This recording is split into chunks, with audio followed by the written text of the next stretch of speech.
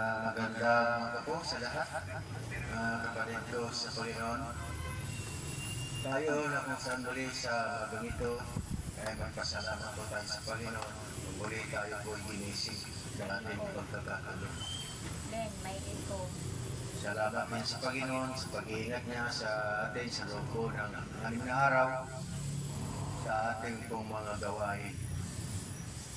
At ngayon, kung saan narito tayo sa araw ng pagkakaibon para muli sambahin ang Panginoon sa Espiritu at katotohanan. Sapagkat alam po natin, ito po ang hinahanap ng Panginoon, yung pagsamba sa Espiritu at katotohanan. At yung pagsamba, lagi po natin inuulit, hindi lang po sa araw na ito. Ang pagsamba, araw-araw, oras-oras, minuto. Na kahit saan ka, yan po na kung saan ay nasa iyo lagi ang Panginoon. Na hindi nakakalimot sa Kanya. Kaya nga sinasabi ko na kung saan anuman inyong gawin ninyong lahat ito sa pangalan ng Panginoon. Lahat gawin ninyo ito sa pangalan ng Panginoon. Hindi lang po yung in-expect ng mga iba, karamihan sa atin, ang pagsamba sa Panginoon, itong araw lang na to. Hindi po. Hindi lang po ito yung araw. Yung pagsamba. Para sabihin ng isang tao, siya ay sumasamba sa Panginoon. Lalanin po natin. Yung pagsamba po, ito po yung isa na sinasabi, mga manalangin kayo na walang patid. Isa na po yan na kung saan ay patungkol po sa pagsamba natin sa ating Panginoon. Ginagawa po natin inyong gawin yung lahat sa pangalan ng Panginoon. So ibig sabihin, anuman na inyong ginagawa. Kaya pagkatandaan po natin, mga kapatid ko sa Panginoon, na pagka ang isang tao sumasamba sa araw na ito, pagkatapos bukas, hindi na siya makakaalala sa Panginoon, naalala niya lang sa araw ng pagtitipon.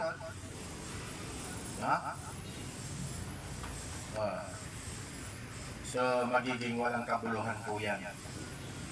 Kasi noong unang panahon, ang pagtitipon po sa araw na ito na binigay ng Panginoon sa Israel, na kung saan ay isa rin ito na pagsamba. Pero marami sa tao na kung saan ang alam nilang pagsamba, ito lang po sa araw na ito. Hindi po, mga kapatid ko sa Panginoon. Kaya nga po, ating pakatandahan po at alamin kung paano talaga tayo kailangan sumamba sa Panginoon. Napakahalaga po, Kaya wag po natin isipin na pagka nagkakatipon tayo sa araw na ito, lalo-lalo na kung saan sinusunod po natin na itong Sabat na ito, ay para wag tayong gumawa ng anumang gawa, mali po yun. Kasi yung pagsamba kasi ng mga tao nung unang panahon sa Israel, hindi gumagawa ng anumang gawa sa araw ng Sabat. Pero yung pagsamba na ibinigay po sa atin din ng Ama sa kanyang anak, yan, oras-oras, minuto. So, yan po yung ating pakatandaan, mga kapatid ko. So, bago po tayo tumako sa ating pong pag-aaral sa Biblia, umpisa po natin yung ating programa. Una sa lahat, tayo po tumayo pangawitin ang unang pasimulang programa natin, awitin ang Lutsoria po rin ng Diyos Ama.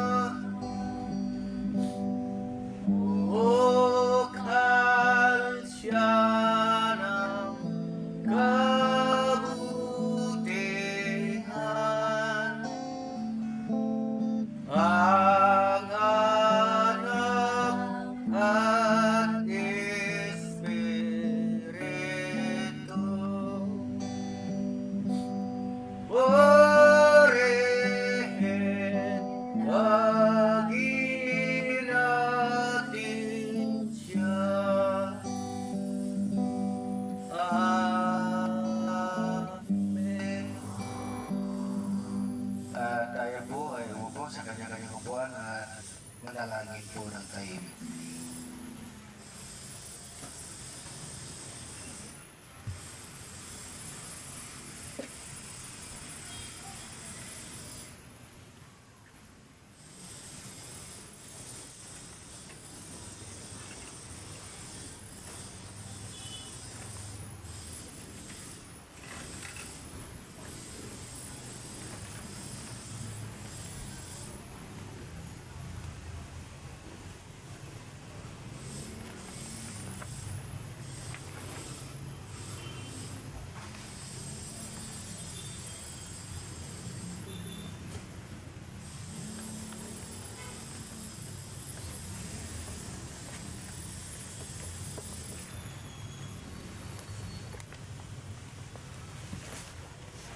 Ano kang kanto?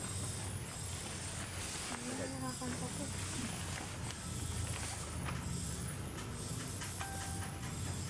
Alam mo? Tapos na lahat sa panalangin, muling tayo po ay lumayo. Ating dakuan naman ang dalawang bahagi ng ating programa. Tatlo ay ang yung congregation song sa bahay na 50.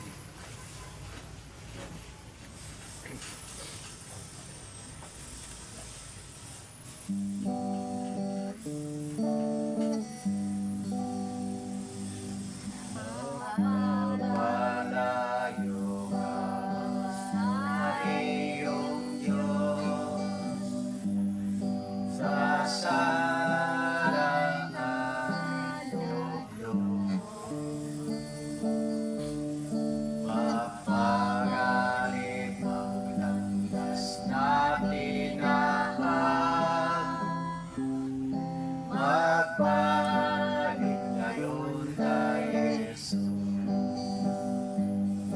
Magbalik ngayon kay Jesus, kahit sa araw mang ito. Panganib ang landas na hinahan, magbalik ngayon kay Jesus. Naliligaw ka ng iyong landas, sa daan ay liwanag. Si Jesus ay tumatawag sa iyo, magbalik ngayon kay Jesus. Magbalik ngayon kay Jesus, kahit sa araw ito man. Panganib ang landas na tinahan, magbalik ngayon kay Jesus.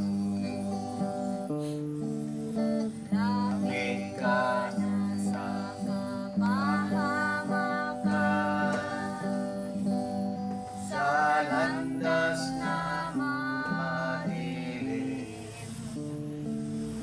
Magbalik samantalang may panahon, magbalik ngayon sa Jesus. Magbalik ngayon kay Jesus, kahit sa araw ito man. Mapanganib ang landas na tinahan, magbalik ngayon kay Jesus. Tayo po ay magsipanatili sa ating pagkakatayo at aking basahin mga aklat sa panalangin lingkod. Dito po sa sulat sa sulat ni Apostol Pablo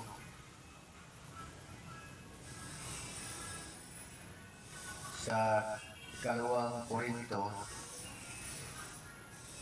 Kapitulo 4. Umpisahan po natin sa 15 patuloy. Sapagkat ang lahat ng mga bagay ay dahil sa inyo, upang ang biyaya na pinarami sa pamagitan ng marami ay siyang magpapasagana ng pagpapasalamat sa ikalalahati ng Diyos. 16. Kaya nga hindi kami nang hihimagot, bagaman ang aming pagkataong labas ay mahina, ngunit ang aming pagkataong loob ay namamago sa araw-araw. 17. Sapagkat ang aming magaang na kapigatian na sa isang sandali lamang ay siyang gumagawa sa amin ng lalong mabigat ng kaluwalhatian walang hanggan. Uling talata 18, samantalang kami ay nagsisitingin hindi sa mga bagay na nangakikita, kundi sa mga bagay na hindi nangakikita, sapagkat ang mga bagay na nangakikita ay may katapusan. Datapat ang mga bagay na hindi nakikita ay walang hanggan. Tayo po ay lumuhod manalangin. Diyos, narito kayo muli Panginoon sa umagang ito na nagpapasalamat po, hindi lamang po sa amin pong pagbangon sa umagang ito, kundi sa lahat ng araw na kung saan ay ginabayan ng bawat isa, naliw sa kapaman karamdaman, ay nagpapasalamat kayo Panginoon na kayo po ay narito pa rin na kung saan nagpapatuloy sa gawain ito, na kung saan ito ay gawain sa araw na ito ng pagtitipon upang bawat isa ay Panginoon ay makapag-aralan ng iyong salita. Sapagkat napakalaga po, Panginoon, ang iyong mga salitang ito, na ito kung saan ay binigay mo sa bawat sa amin, upang sa araw na ito, ang pagkakataong ito na kung saan ay makapag-aralan po bawat isa sa amin. Higit sa lahat, tungkol po sa pananampalataya, Panginoon. At nagpapasalamat kayo, Panginoon, dahil sa pananampalatayang ito, ay ipinaunawa mo sa bawat sa amin, Panginoon, at kung saan ay nalaman po namin ang tunay na pananampalataya na hindi gaya po ng mga maraming pananampalataya na kung saan ay narito sa sanlibutan ito. Kaya nagpapasalamat kayo, Panginoon, at nawa patuloy mo kami po, Panginoon, po sa ingatan. Pagkaluban mo kami lagi, Panginoon, kalakasan ng pangatawan. Dagdagan mo po, Panginoon, ang aming pong buhay upang ang layunin ito tungkol sa pananampalataya na binigay mo sa bawat sa amin ay magkaroon po ng katuparan. Ang katuparan na ito ay sa pamagitan ng pagpapayag ng iyong salita, higit sa lahat tungkol po sa pananampalataya na iyong sinugo sa bawat isa sa amin. At kahit din po, Panginoon, aming pupuling patuloy na inihiling po sa inyo ang patuloy na pag-iingat mo sa bawat sa amin sa oras na ito, tampo ng aming pong mga pamilya, Panginoon, na kung saan ay kung saan sila po, Panginoon, muli ay aalis sa kanilang mga tataan, Panginoon, na kung saan sila papunta sa kanilang mga gawain, ang pag-arang buhay. Ingatan mo rin sila, Panginoon, na ilayo muli sa kapamakan at karamdaman. Iligtas mo bawat sa amin, Panginoon, tampo ng po ang pamilya, na kung saan nagpapasalamat kami tumaasa na sa umagang ito, pinagkalooban mo rin, Panginoon, sila ng bawat isa ng kalakasan ng mga tuwan. At gayon din po sa mga kapatid na kung saan nagkatipon sa umagang ito, maging sa mga daraanan, patuloy pag-ingat mo, Panginoon, sa bawat isa kanila. Na sila rin po ay karating, saan man sila paroon, sa lahat ng pagsabay ka sa Espiritu at Katotohanan. Hiling din namin, Panginoon, sa mga oras na ito, ikaw nakakalang, Panginoon, aming hinihiling na si Iman ay ramdaman, maging sa membro sa Jerusalem, sa lugar na yung tinubos po sa mga mahal namin sa buhay, Hiling namin ang kagalingan nawa yung pagkalunsabad sa kanila. Salamat Panginoon at maasa kami. Higit sa lahat, sa mga oras na ito na ngayong pag-aaralan ng salita, kapayapaan nawa ang iyong pagkalunsabad sa amin. At ang pag-ibig na iyong tinuro ay siyang mag-ari sa bawat isa sa amin. Amin itong hiling na pasalamatan sa pangalan ni Jesus ang pagpapagligtas. Amen. At ngayon, dako po tayo sa ating pangangaral po sa salita ng ating Panginoon. Dahil po kung saan ito rin po ang isa sa pinakamahalaga. Lalo-lalo na po yung katuparan po ng kautusan. Ha? Kasi kung hindi po natin hindi po katuparan ng kautusan. So, ang katuparan ng kautusan, ano yun? Pag-ibig, no? Napakahalaga po kasi yung pag-ibig. Kaya nga, ito yung lagi po nating ipahayag para yung mga kapatid matuto po sa pag-ibig na ito na itinuro po ng ating Panginoon sa Kristo. Napakalaga po yung pag-ibig. No? Hindi na kailangan na kung saan isa-isain pa natin sundin yung mga utos. Ha? Dahil nga po sa pag-ibig na itinuro ng ating Panginoon, no, yung yung pag-ibig, katuparan po ng kautusan. No. Pero kung yung pagtupad sa utos, iyon ang katuparan ng kautusan, baliktad. Ha? Yung pag-ibig, katuparan ng kautusan. Hindi yung dadakuan mo yung kautusan, susundin mo para maibig mo yung kapwa mo. Kaya nga napakalaga po na yung pag-ibig na katuparan ng kautusan ay atin po itong malaman para sigurado po tayo na yung pag-ibig po natin, hindi yung pag-ibig na kung saan narito po sa sanglibutan.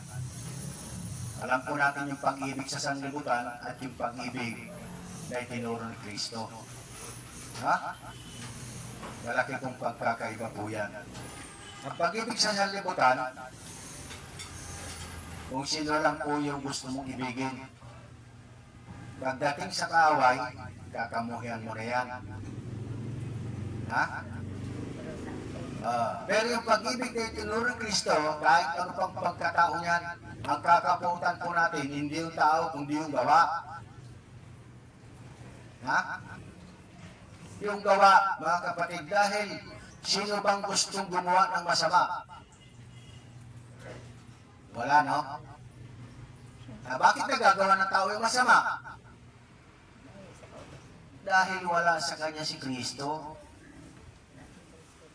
Bagaman nababanggit niya, nananalangin siya, tumatawag sa pangalan ng Panginoon, napakalayo sa kanilang puso. Diba? Diba sabi ng ating Panginoon, iginagalang ako ng kanilang mga labi datapwat ang kanilang mga puso ay napakalayo sa akin. Pag malayo po ang ating Panginoon sa ating mga puso, hindi posibleng maging masama tayo. Diba? Pero kung ang Panginoon nasa puso natin, pwede bang makagawa tayo ng masama? Siyempre, kung nasa puso natin, mabuti rin lang ginagawa natin. Kasi, ang nasa puso natin, mabuti. Kasi lahat yan nanggagaling sa puso, paggawa ng mabuti, paggawa ng masama. Ha? Pero hindi pwedeng magsama yung masama at mabuti sa puso natin. Ha? Kailangan, kung si Kristo nasa puso natin, mabuti yung iisip natin. Pero kung masama yung iisip natin, ano nasa puso natin? Hindi kautusan. Bakit? Bakit nasabi natin na pag masama tayo, kung kautusan na sa atin?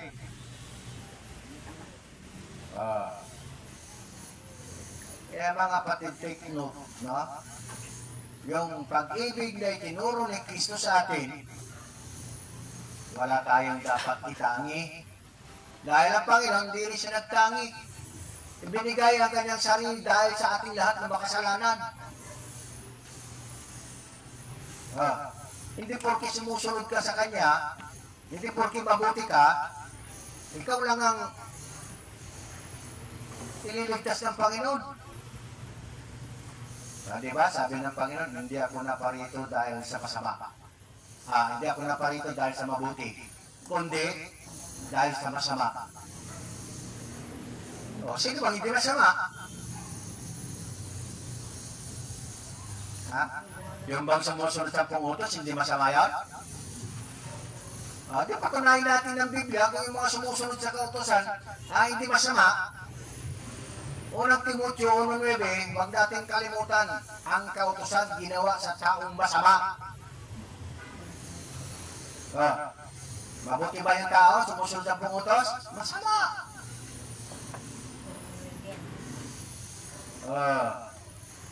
Yan po yung mga patunay po natin sa Biblia, mga kapatid ko sa Panginoon. Pero bago po tayo dumako sa ating topic, tungkol po sa katuparan ng kautosan, ay ating pong batiin po lahat ng kapatid sa buong sanglibutang ito, lalo-lalo na po doon sa may mga parting Mindanao, parting Bisaya. Kumusta po kayo dyan? Yung mga nakalipas na araw na nagdaan na puro ulan bagyo, kumusta na po kayo dyan? Sana lahat po kayo bilang Jerusalem Church of God, maging ang iyong membro sect. Sana po bawat isa ligtas. Pero kung kami po kumusta niyo po rito, ito pa rin nakatayo. Nakatayo at nagsasalita sa mga oras na ito. Sana po, lahat po, ligtas. Kasi pag kayong pong bagyo na sinasabi, ang talagang daanan ng bagyo, diyan sa may Kabisayaan. Kumusta na si, Brad Juniper? Kayatang, hello Brad, kayatang intindi ka na o di kaya'y wala ka na may sagot sa mga talata na binibigay ko sa iyo na nagpapatuto na talagang yung sinasalita mo namin, hindi sa sarili namin, with talata. Di katulad niya kung nagsasalita kayo, sarili niyong opinion. Alam naman paliwan, wala naman kayong yung binibigay ng mga talata. Dami na akong chat sa'yo, pero iba na. Hindi ka na ngayon nagre-reply. Isa na nga, yung isip ko, nakaintindi ka na. Mahirap yan, kaya hindi ka nag-reply kasi mahirap pasinungalingan ng katotohanan. Sana nga, naiintindihan niya. Pero kung hindi siya nagre-reply kasi mahirap sagutin yung mga talata na binibigay ko sa kanya na pinatutuhanan natin na yung talata na yun hindi sa sarili po natin. Hindi tayo kung saan gumagawa ng sarili po nating opinion. Sa Biblia po, nag-o-opinion man tayo, hindi malayo sa talata na binibigay po natin. Mahirap yan. Di ba pastor na siya? Pastor sabi nga, galang pagkatao ng masama, hindi mabuti. Di ba, ginawang kautosan dahil taong masama? Tapos, tatawagin mong pastor? Sige nga, kung babasahin po natin yung sinasabi sa Isaias anong tawag niya sa pastor? Yung pastor na matatakaw? Isaiah 56, versikulo 11, 9 hanggang 11 yan. Diba? Pag sinusunod mo yung kautosan, anong klaseng pastor ka? Hindi masama. Tingnan natin. Kasi yung natin dito talaga, yung katuparan ng kautosan, ibig sabihin, pag-ibig. Pero itong mga sinasabi po natin, patotoo. Igalang ang pagkataong masama ay hindi mabuti. Ngayon, Bakit mo tatawagin pastor? Mabuti ba yan? Pag tinatawag pastor, ay sinusunod niya sa alip si Kristo, sinusunod niya sa pumutos. Tingnan natin ang patunay sa Biblia, 56 ng Isaias, 9 to 11. Kayong lahat ng mga hayop sa parang, kayo'y magsiparitong lumamon. Oo, kayong lahat ng mga hayop sa gubat. Yes, ang kanyang mga bantay ay mga bulag, silang lahat ay walang kaalaman. Silang lahat ay mga piping aso.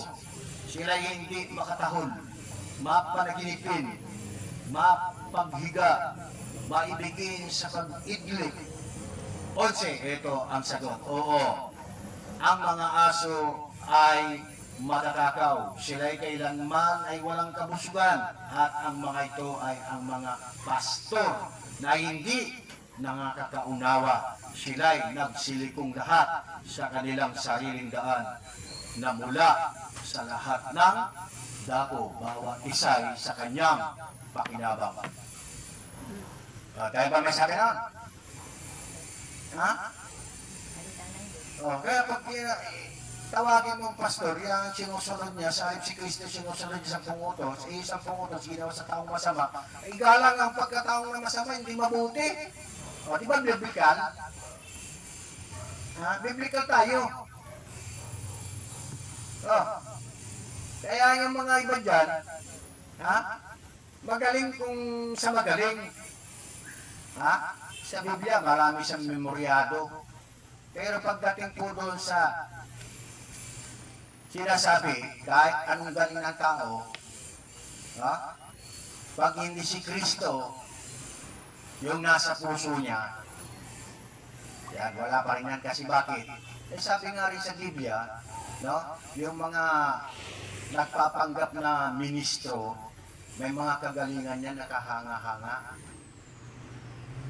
Para paniwalain yung mga walang malay. Di ba? Pero ayaw magpatawag na pastor. Bakit? Mahirap talaga yung ikaw proud ka na tawagin kang pastor, pero nagpapatunay ng Biblia, hindi mo alam yung pastor na yun. Aso, sakit, no? Pero hindi tayo nagsasalita ng wala sa Biblia. Kaya yan po mga kapatid ko, mayroon na tayong mga ibang talata, no? Mayroon na tayong ilang talata na pinatutuhanan. Pero hindi lang po yan, marami. Ang kinuha lang natin dito na patunay sa Biblia na yung pastor na sinusunod niya sa alip si Kristo, ang sinunod niya kautusan, galang ng pagkatao ng masama, hindi mabuti. Bakit? Sino lang po ba mabuting pastor? Si Kristo lang ang mabuting pastor.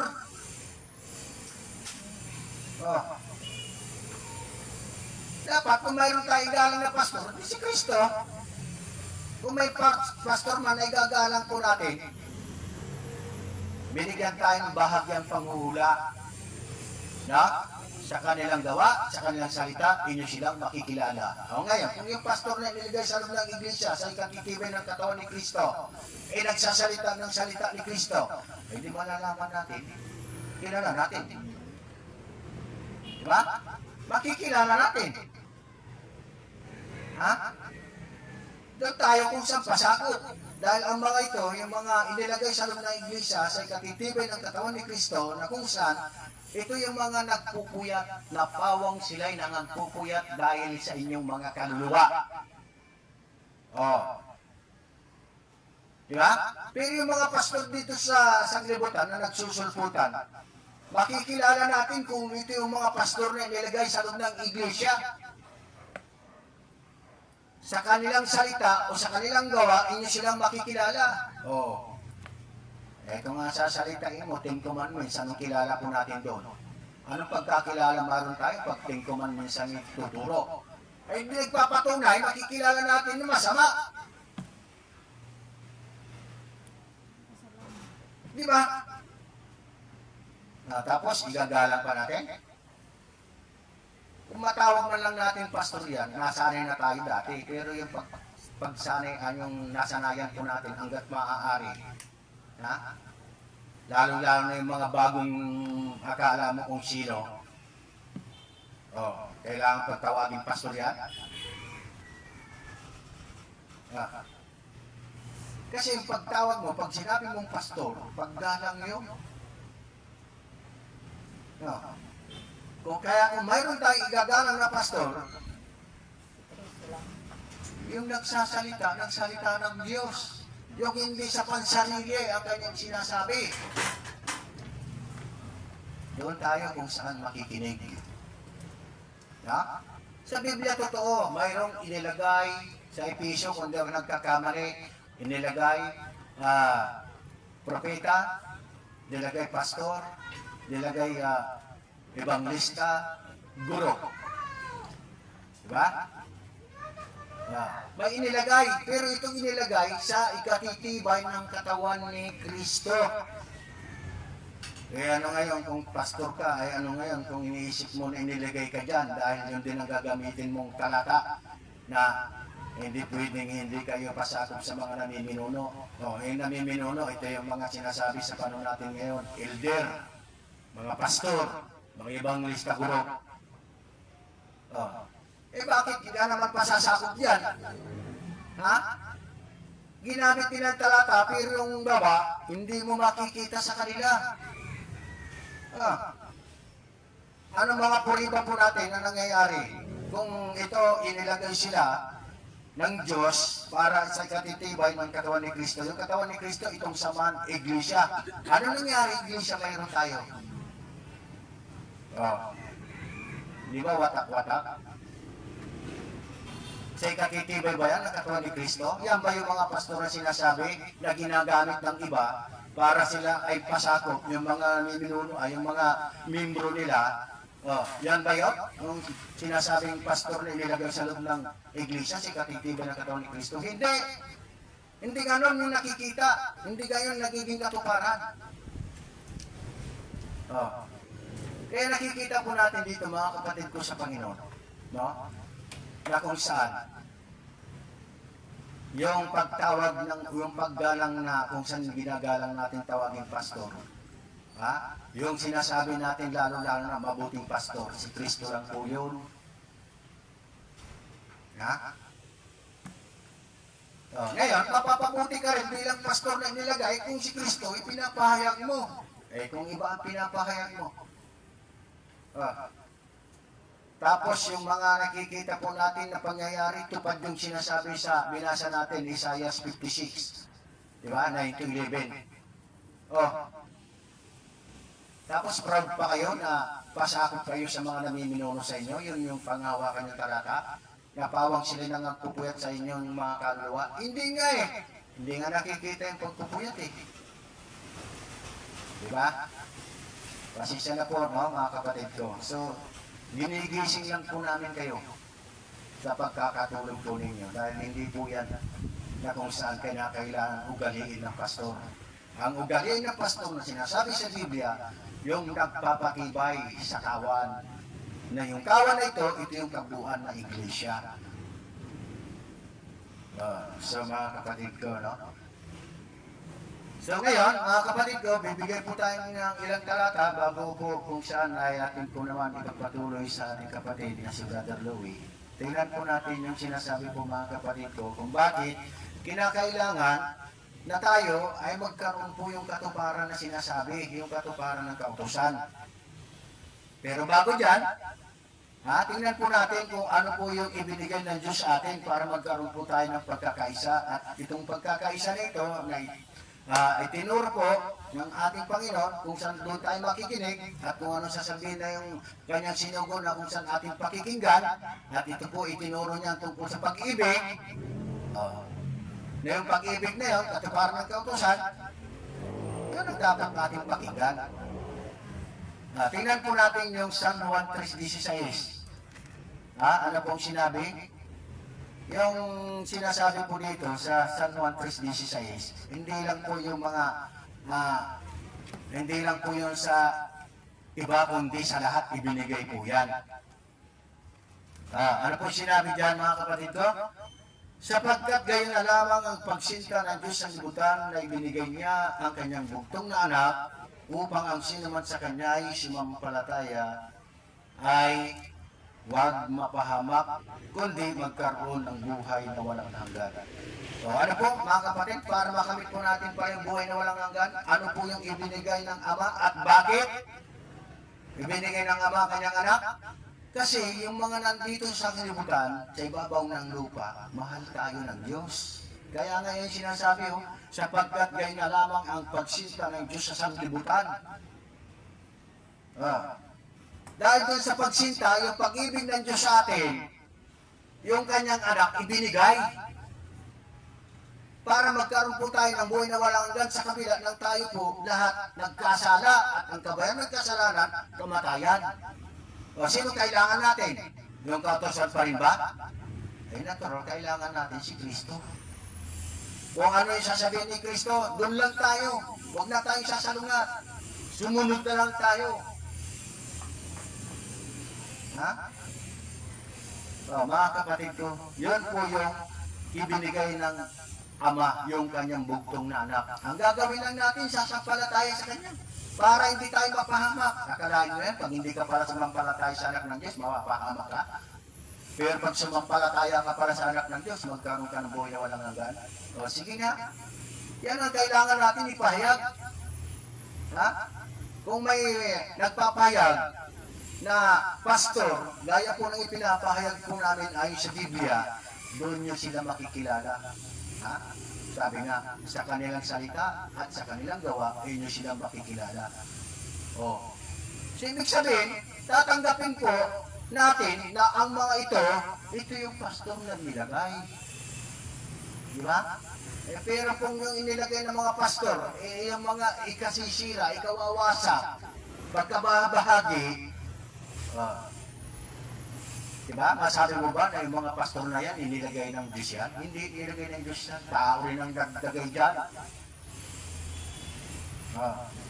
Dahil ang inilalagay ng Diyos, yung kung saan niya maiingatan yung kanyang tupan, ipinagkatiwala sa kanila. Yan talaga yung pastor na inilagay para mag-alaga sa kanyang membro. Dahil yung membro na ito yung pinagkatiwala sa kanila. Sa Biblia, hindi membro, kawan. Tupa. Di ba? Sa kawan at tupa, may tagapangalaga. Ito yung mga pastor. Kailangan yung pastor na yun, makitaan po natin na mabuti. Ha?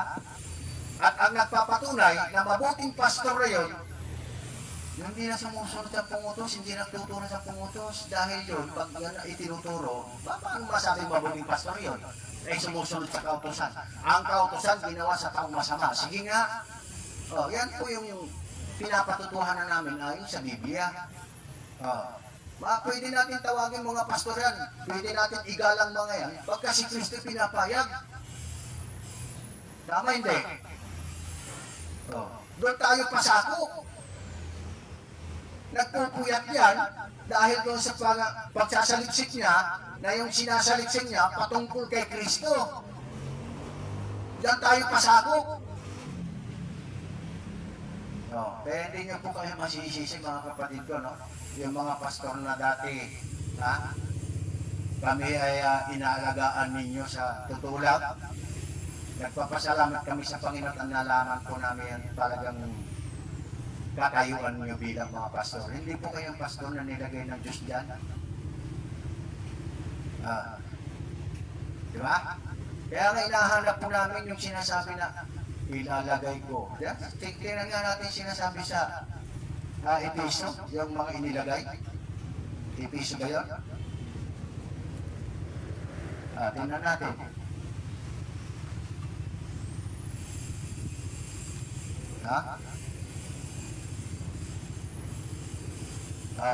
Dito po sa Episo, Kapitulo 4. Umpisa natin ang 11 hanggang 12.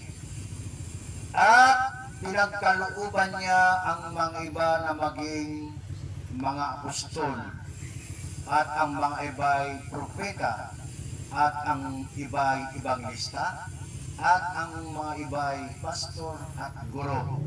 12. Sa ikasasakdal ng mga banal sa gawaing paglilingkod sa ikatitibay ng katawan ni Kristo. Oh, yan yung ating hiling sa Panginoon kung kailan darating po sa atin yan. Dahil sa ngayon, yung panahon natin ngayon, hindi pa natin kung saan namimit o nakikilala yung pastor na inilagay dito. Dahil yung mga pastoran dito na nakagistan natin, na sinunod natin, hindi pala yan yung mga pastor na inilagay dito. Kasi nakikita po naman natin yung gawa eh. Ha? Mga kapatid ko, di ba? Ano? Kailangan magkaroon ng katuparan itong mga inilagay dito, na ayon sa ikasasakdal ng mga banal na gawaing paglilingkod sa katitibay ng katawan ni Kristo. Sa katawan ni Kristo na tinutukoy kung paano magpatibay dito sa samahan natin na tinubos ni Kristo. Diyan tayo kung saan magkakaroon ng yung sinasabi na yung isang pastor na nilagay, ito yung gawain niya. Pagtibayin yung kanyang mga kawan na siyang katawan ni Kristo. O, di ba? Ngayon, paano magkakaroon ng katuparan na yung kayo yung talaga inilagay dyan? Hindi man lang kayo magkakasundo. Di ba? Pero mangyayari kaya yung tatlo na magkakaroon silang pagkakasundo? Hindi kasi bakit? Wala pong pagpapakumbaba. Walang tumatanggap. Ha? Walang tumatanggap ng pagpapakumbaba. Pero kung mayroon tumanggap ng pagpapakumbaba dyan, ha? Kinakailangan magkaisa kayo. Hindi yung pataasan. Di ba? Yan ang tanong, paano kami maniniwala sa inyo na kayo yung totoo? Kasi wala naman nagsasabi sa inyo na hindi totoo eh. Lahat kayo dyan, totoo sinasabi ninyo eh. Pero sa Biblia, pinapatunayan namin na hindi kayo totoo. May mga basihan po kami sa Biblia. Yung basihan po namin sa Biblia, napakatibay na po yung sinasabi sa Isaias. Pastor ang tinutukoy dyan. Yung mga sinasabi niya na mga walang unawa. Di ba? Pagdating sa pananampalataya kay Kristo, wala kayo nun. So, yan po mga kapatid ko sa Panginoon. Ngayon, tuloy po natin yung sinasabi na, binasa po natin sa Juan 3. Sa may San Juan 3, patuloy po natin. Tapusin lang po natin itong talata na ito at ibahagi po naman natin sa ating kapatid si Brother Louie. Kasi po, nandito po siya ngayon dahil nga sa sitwasyon ng bagyo, ulan ng ulan, yung kanya pong daraanan ay baha. Kaya nandito pa rin kasama po namin. Ngayon, sinasabi dito sa 17, ating dakuan naman, sa San Juan 3, ano sinabi sa 17? Sapagkat hindi sinugo ng Diyos ang anak sa sanglibutan upang hatulan ang sanglibutan, kundi upang ang sanglibutan ay makaligtas sa pamamagitan niya.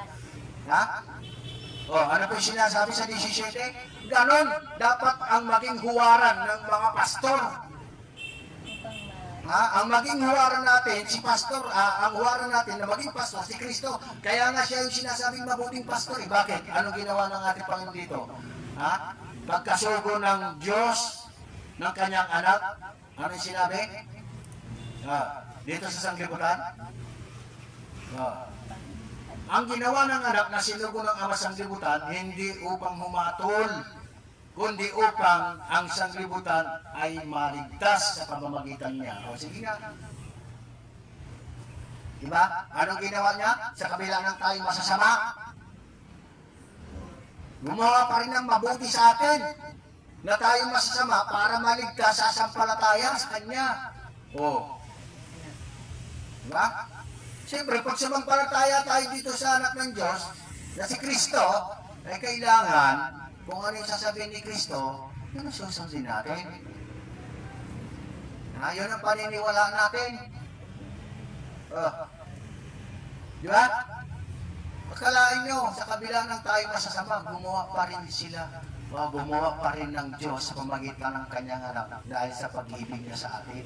Pero sa totoo lang, para matanggap po natin ang ating Panginoon Kristo, ang ginawa mismo ng Diyos, kinulong tayo sa lahat sa kasuwayan.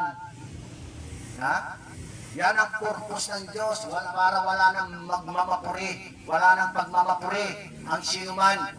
Kaya kinulong tayo ng Diyos, sa kasuwayan, para matanggap po natin yung kanyang anak. Sasampalataya lang tayo, susunod. Di ba? At yan din, kung tayo yung nilagay ng mga pastor dito, kung tayo nilagay po, kung tayo nagiging katuparan sa binasa po natin kanina, sa 4 ng piso, yung mga inilagay, kailangan maging may huwaran tayo. Gayain po natin. Tayo ng mga pastor nagpapatuloy, na naghihingat sa kanyang tupa. Gawin natin ginawa ng Panginoon. Hindi siya mahatol. Hindi siya umatol. Naparito sa libro, hindi upang tayo, upang siya umatol, kundi upang tayo maligtas. Kailangan gano'n yan ang gawin ng isang pastor.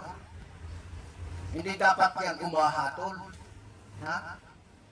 Sa alip na yung kapatid niya, nakitaan niya ng hindi mabuti, sinasabi sa Ezekiel, ang gagawin niya, paalalahanan niya, pangunaan niya, sabi na ng Panginoon, yung kanyang salita, yun ang ipauna po natin. Nasa Ezekiel po yan.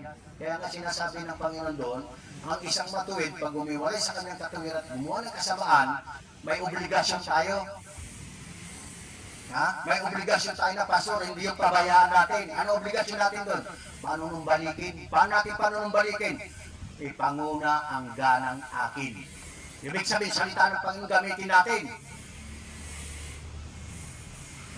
Para sila mapanumbalik. Hindi kailangan tayo umatol. Kung ang Panginoon nga, hindi nga umatol eh. Sa kabila na makasalanan tayo, ang ginawa niya, para nang maligtas tayo.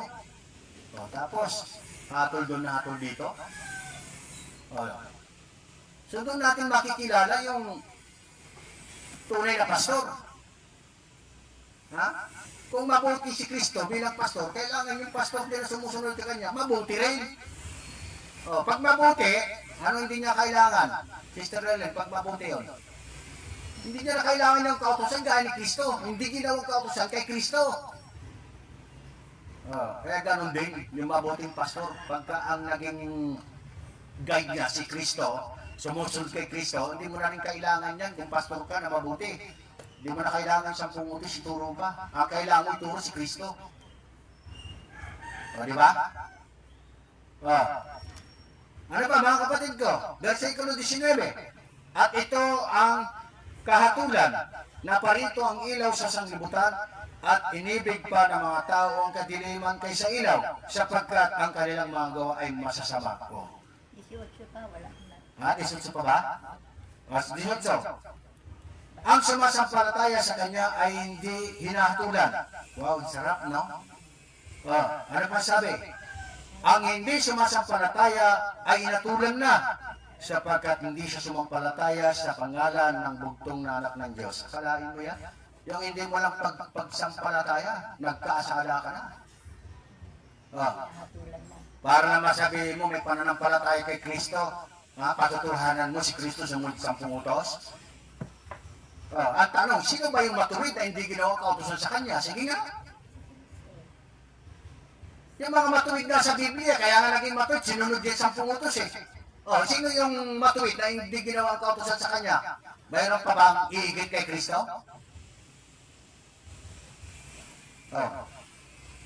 Si Kristo yung tinutukoy dyan. Dahil yung mga matuwid sa Biblia, kaya naging matuwid, sumunod 10 utos. Pero ang tanong, nagpatuloy pa sila doon sa pagsunod na yan para maging matuwid sila. Kasama na sila doon sa sinasabi ng Diyos na kinulong ng Diyos ang lahat sa kasuwayan upang siya'y mahabag sa lahat. Walang exempted na kung saan naging matuwid doon sa kautusan. Kasi nga naman, kung hindi kinulong ng Diyos ang lahat sa kasuwayan, sino bang tatanggap kay Kristo? Kung yung mga nagpapatunay dito na kailangan sundin ng 10 utos eh. Ha? Eh, akala nila sila na kay Kristo eh. Pero, mga kapatid ko, ito yung mga patunay po sa Biblia. No? Hindi ginawa kay Kristo yan para maging puwaran natin. Eh, yung iba nga nagsasabi dyan, sumunod tayo sa utos kasi si Kristo sumunod sa utos. Pero hindi man lang pinag-aralan mabuti o pinag-isipan kung ano yung utos na ibinigay kay Kristo kasi may utos talaga binigay kay Kristo eh.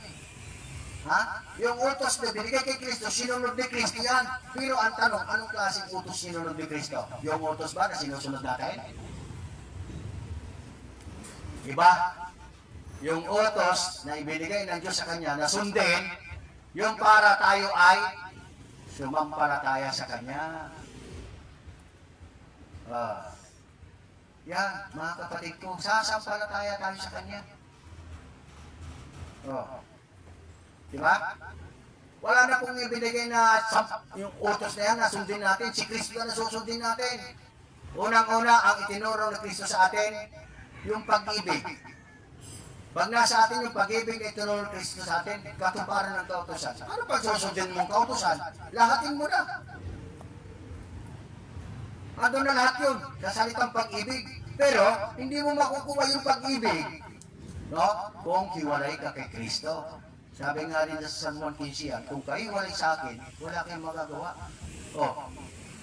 Ngayon, patunay, paano kayo nahiwalay kay Kristo? Paano kayo nangahulog sa biyaya ayon sa Galatia? Ha? Kasi nag-aaring ganap kayo doon sa hindi dapat natin sinusunod para maganap.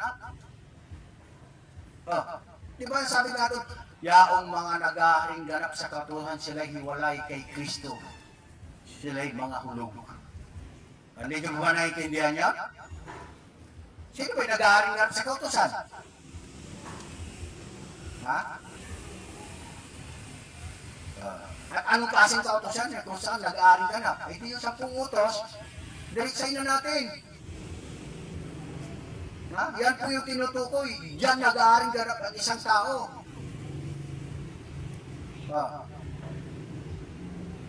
Kaya kahit anong gawin natin dyan, no?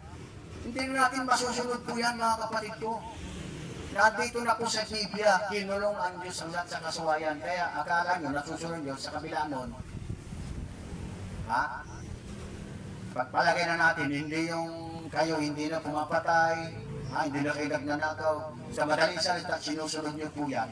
Hindi yan po yung pananampalataya. Ha? Yung kautosan, hindi sa pananampalataya, sabi ni Pablo sa Roma. Pag hindi sa pananampalataya yan, paano ka maliligtas yan? Samantalang ang sinasabi, ang pananampalataya kung saan doon tayo maliligtas.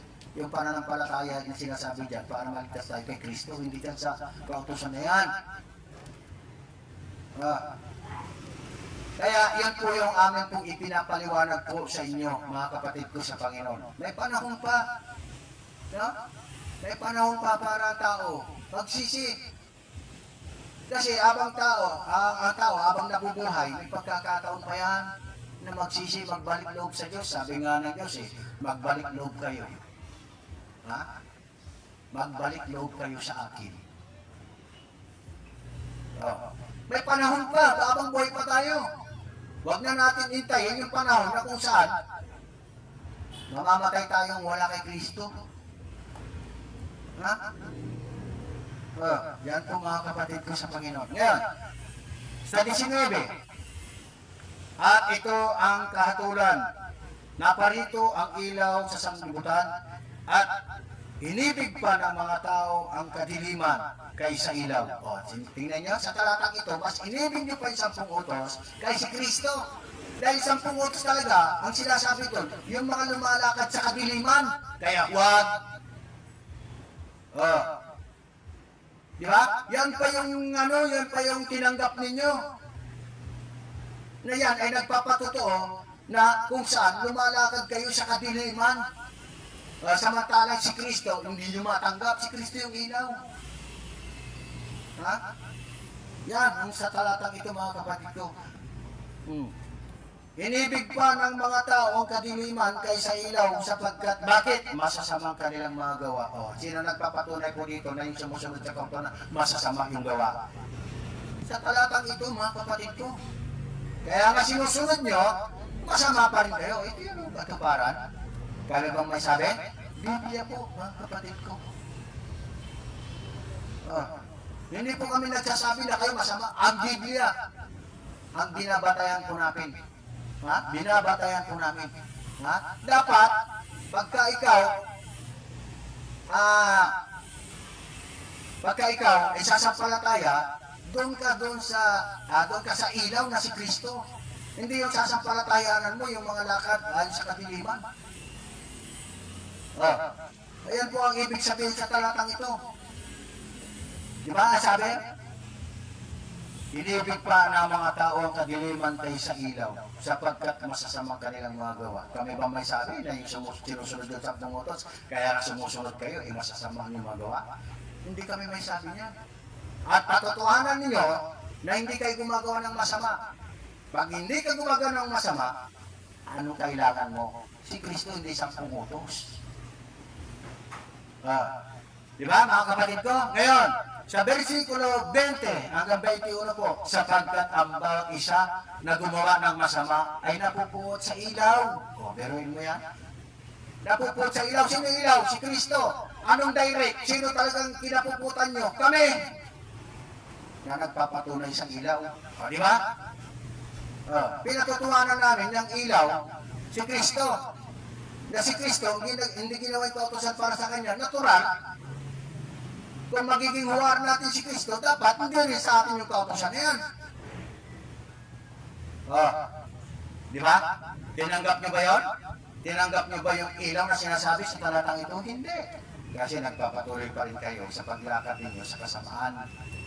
Nagpapatunay dito yung pagsunod ninyo sa kautusan. Ano pa?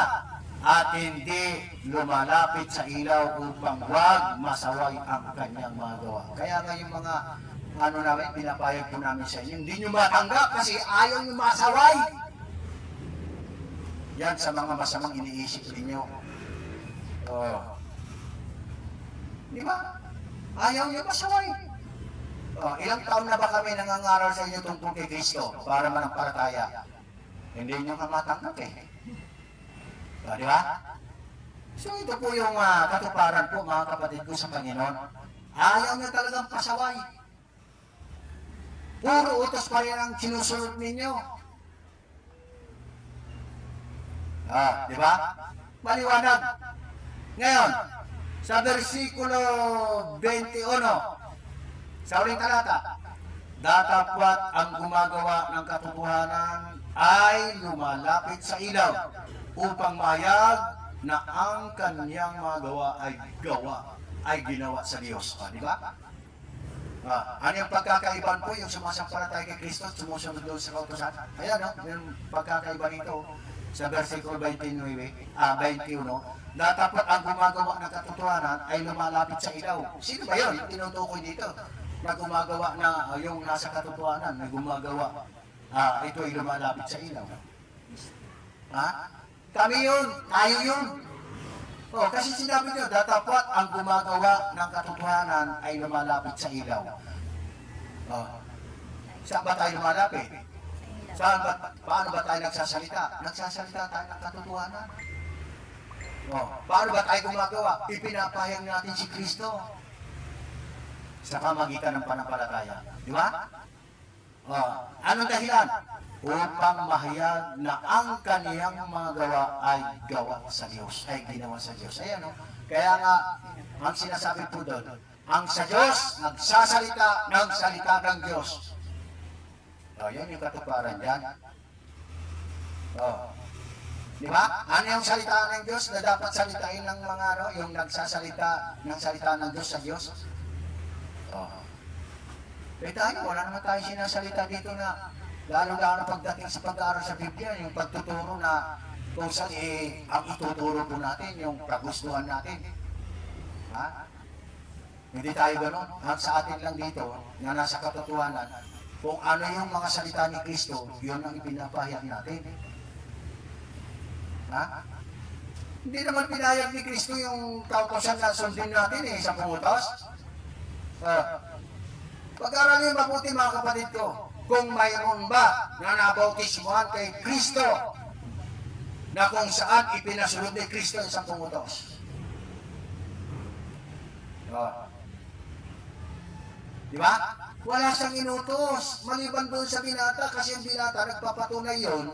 Kaya nga sinabi niya yung utos na yon, kasi para malaman niya yung kasalanan niya, para sasampalatay kay Kristo. Pero sa kabila nun, hindi siya sumampalatay kay Kristo, lumayo. Yun ang ibig sabihin, yun ang aral na tinutumbok nun. Kaya hindi na kailangan salitain pa ni Kristo yan para ipasunod sa atin bilang tinubos. Tinubos na nga tayo ni Kristo doon sa kautosan yan Galatia. Pagkatapos tayo tinubos si Kristo doon sa Galatia, na yung kung saan tayo nakukulong, yung kulungan dyan, yung kautosan, nandun ko yun Hindi nyo na matanggap. Tapos babalik ka raw. Di ba? Di walang kapuluhan yung pagtanggap natin ng bautismo kasi katuparan ng bautismo yung pagpapalaya sa atin, sa ating mga kasalanan. Mag-isip-isip kayo kung yung mga itinuturo niya na lalo-lalo sa bautismo. Kung may kabuluhan ba yan? Masasabi namin walang kabuluhan yan. Bakit? Pinalaya nga tayo nun, tapos babalik ka pa rin doon. Ibig sabihin, pinalaya ka na dahil makasalanan ka, gumawa ka pa rin, nag-iisip ka pa rin ng masama. Ayun. Salit na isipin na lang natin yung mabuti, na ang mabuti, si Kristo, kung ano yung ginawa niya, yun ang gagawin natin. Hindi nyo pa iniisip yun, iba pa iniisip ninyo. Di ba mga kapatid ko?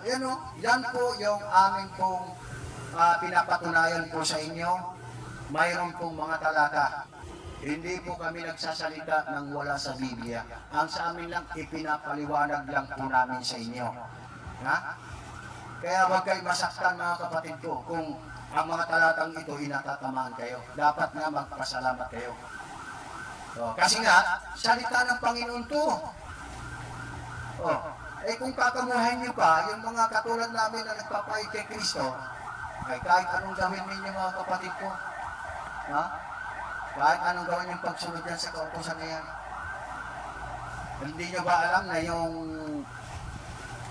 ang hatol ng ating Panginoon, yung hindi natin pagsampalataya kay Kristo, hindi na dyan sa kung ano-anong kasalanan niya. Kasi yung na kay Kristo, hindi na talaga gawa ng kasalanan yan yung iba, kaya gumagawa po ng kasalanan na yan, kahit anong kasalanan po ang gagawin nila dyan, pagdating na yung time na sumampalataya kay Kristo, sumampalataya sila kay Kristo, mawala lahat ng kasalanan nila. Hindi na kailangan ipasunod pa 10 utos. Si Kristo, kailangan sundin natin lahat. Yan po mga kapatid ko, ang mensahe sa Biblia. Yung kaligtasan po natin kay Kristo. Kaya nga binigay yung bugtong na anak ng Diyos Ayon sa binasa po natin sa Juan, dito po, sa 3:16, ibinigay ng Ama yan, yung kanyang anak. Ang gagawin lang natin, sasampalataya. Pero pag hindi tayo sumampalataya, nandyan yung pahamak. Kasi pag sumampalataya, hindi ka mapapahamak. Ngayon, hindi ka sumampalataya, hindi mapapahamak ka. Hindi na po yung kasalanan ng pagbabasihan natin dyan na tayo hatulan ng Panginoon, kundi yung hindi natin pagsampalataya kay Kristo, dyan na to. Dyan na po tayo hahatulan. Tandaan niyo yan. Si Kristo na po may sabi niyan. Hindi sana kayo nagkasala kung hindi ako naparito. Anong ibig sabihin doon? Naparito na ang Kristo, ang anak ng Diyos. Mayroon ng talagang nakasaksi, nakakita. Yung pinagsasabihan niya rito, yung nakakita sa kanya, pero sa kabila nung hindi sumampalataya, yun ang kasalanan. Yun ang kung saan sila parusahan. Tayo, hindi natin nakita si Kristo. Didag pa natin yung mga nakikita at hindi naniwala, kaysa tayo na hindi nakakita si Kristo, naniniwala tayo. Bakit? Nasa Biblia rin po yan, sa Juan. Di ba? Kasi tayo hindi nakakita kay Kristo ngayon, anong sabi doon? Mapalad ang hindi nakakakita at sumasampalataya. Lahat ay mapalad ngayon.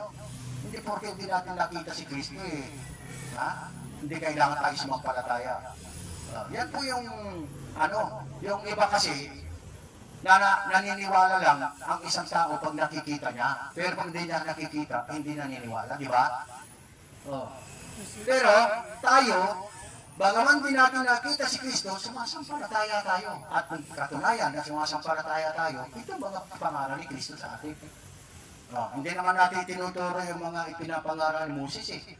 Ang pinapangaral natin yung tungkol kay Kristo. Di sumasampalataya tayo. Di mas mapalad tayo kaysa yung nakakita, hindi sumampalataya. Kaya nga yan yung sinabi nakita na mismo, hindi pa rin sumampalataya. Sila yung tinutukoy dito na hindi sana kayo magkaroon ng kasalanan kung hindi ako naparito. Yung naging kasalanan sa pagparito ni Kristo, yung hindi nila pagtanggap kay Kristo. Pero tayo, bagaman di natin nakita si Kristo, tinanggap natin si Kristo. Diba? At dahil sa pagtanggap natin kay Kristo, si Kristo nandito sa puso natin. Kaya pag nagsasalita tayo, puro Kristo. Bakit? Si Kristo nasa puso natin. Hindi tayo nagsasalita ng kung ano-ano ang sinasalita natin si Kristo. Kung ano yung gawa ni Kristo, kung ano yung turo ni Kristo, yan ang lumalabas sa bibig natin.